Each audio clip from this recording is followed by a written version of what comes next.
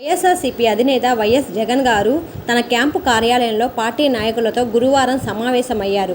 Party శ్రేణులకు తోడుగా నిలిచి భరోసా ఇవ్వాలని నాయకులను ఆదేశించారు. ఫేక్ న్యూస్ క్రియేట్ చేసే వారిపై న్యాయపరంగా, పార్టీ పరంగా చర్యలు తీసుకుంటామని, గవర్నర్ గారికి పార్టీ పరంగా ఫిర్యాదు చేస్తామని తెలిపారు. గెలిచిన ఎమ్మెల్యేలు మరియు ఎంపీలకు శుభాకాంక్షలు తెలిపారు.